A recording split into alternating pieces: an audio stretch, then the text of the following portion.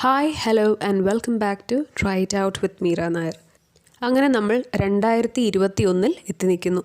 2021 എൻ്റെ ആദ്യത്തെ വീഡിയോ കൂടിയാണ് ഇന്നത്തേത്.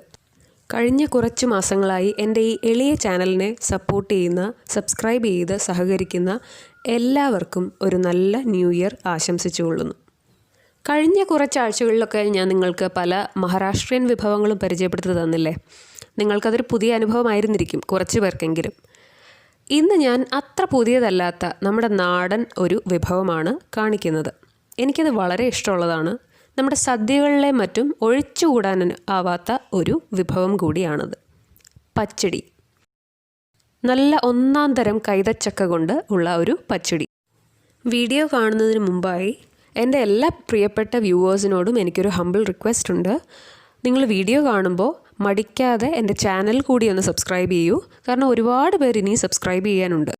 സബ്സ്ക്രൈബ് ചെയ്താൽ നിങ്ങൾക്ക് യാതൊരു ചിലവുണ്ടാവുന്നില്ല, പക്ഷേ എനിക്ക് വളരാനൊരു പ്രേരണ അത് തരുന്നുണ്ട്.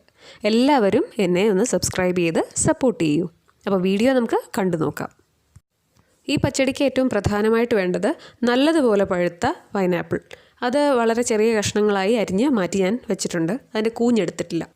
തേങ്ങ തിരുമ്മിയത് ഒരു അരമുറി തേങ്ങയിൽ താഴെ മാത്രമാണ് ഞാൻ ഇതിനു വേണ്ടി ഉപയോഗിക്കുന്നത്. അധികം പുളിയില്ലാത്ത തൈര്, 1/2 ടീസ്പൂൺ മുളക് പൊടി, പാകത്തിന് ഉപ്പ്, 1/4 ടീസ്പൂൺ മഞ്ഞൾപ്പൊടി. ഇനി തേങ്ങ അരയ്ക്കുമ്പോൾ കൂടെ അരയ്ക്കാനുള്ള ജീരകം, പിന്നെ കടുക് വറുത്തിടാനുള്ള കടുക്, കറിവേപ്പില, വറ്റൽമുളക്, പിന്നെ വെളിച്ചെണ്ണ. ചെറുതായി കട്ട് ചെയ്ത് വെച്ചിരിക്കുന്ന പൈനാപ്പിളിലേക്ക് മഞ്ഞൾപ്പൊടി, ഉപ്പ്, മുളക് പൊടി എന്നിവ ചേർത്ത് കൊടുത്ത് അതിലേക്ക് കുറച്ച് വെള്ളവും ഒഴിച്ച് അടുപ്പത്ത് വെച്ച് വേവിക്കുന്നു. ഇതേ സമയം തേങ്ങ തിരുമ്മിയതും ജീരകവും കൂടെ മിക്സിയിൽ നല്ല മഷി പോലെ ഫൈൻ പേസ്റ്റാക്കി അരച്ചെടുക്കുക. കുറച്ച് നേരമായിട്ട് അടുപ്പത്തിരുന്ന് തിളച്ചുകൊണ്ടിരിക്കുന്ന പൈനാപ്പിളിൻ്റെ ടേസ്റ്റ് ഒന്ന് നോക്കുന്നു. അതിൻ്റെ മധുരമൊക്കെ ഇറങ്ങി വരുന്നുണ്ട്. പിന്നെ കഷ്ണങ്ങളും സാമാന്യം വെന്തിട്ടുണ്ട്. തേങ്ങായും ജീരകവും കൂടി അരച്ച് വെച്ച ആ അരപ്പിനി ഈ കഷ്ണങ്ങളിലേക്ക് ഇട്ട് കൊടുക്കുന്നു. എന്നിട്ട് ഒന്നിച്ച് മിക്സ് ചെയ്യുന്നില്ല. ഇപ്പോൾ ആദ്യം ആ കഷ്ണങ്ങൾ അതിന് മുകളിലേക്കിട്ട് വീണ്ടും അടച്ചു വെച്ച് 1-2 മിനിറ്റ് വേവിച്ചെടുക്കുന്നു. അതിനുശേഷം എല്ലാം കൂടി നന്നായി മിക്സ് ചെയ്തെടുക്കും.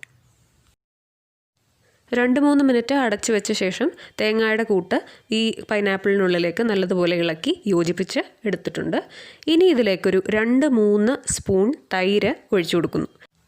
തീ ലോ ഫ്ലെയിമിലാക്കിയ ശേഷമേ തൈര് ഒഴിക്കാവൂ. പിന്നെ തൈര് ഒഴിച്ച ശേഷം അധികം നേരം തിളപ്പിക്കാനേ പാടില്ല. ഒന്ന് ചൂടായി അതൊന്ന് യോജിച്ച് വരിക മാത്രമേ വേണ്ടൂ. എല്ലാം ഒന്ന് ഇളക്കി യോജിപ്പിച്ച ശേഷം ഒരു പ്രാവശ്യം കൂടി ഒന്ന് രുചി നോക്കുകയാണ്. ഉപ്പും മറ്റും കറക്റ്റാണോ എന്നറിയാൻ വേണ്ടി. ഇതിപ്പോൾ എല്ലാം കറക്റ്റായിട്ടുണ്ട്. അപ്പോൾ ഇനി മാറ്റി വയ്ക്കുന്നു. തീ ഓഫാക്കുന്നു, മാറ്റി വയ്ക്കുന്നു. ഇനി പച്ചടിക്ക് കടുക് വറുത്തിടാനുള്ള സമയമാണ്. ഇവിടെ വെളിച്ചെണ്ണ കുറച്ച് കട്ടിയായിട്ടിരിക്കുകയാണ്, തണുപ്പാണ് കേട്ടോ.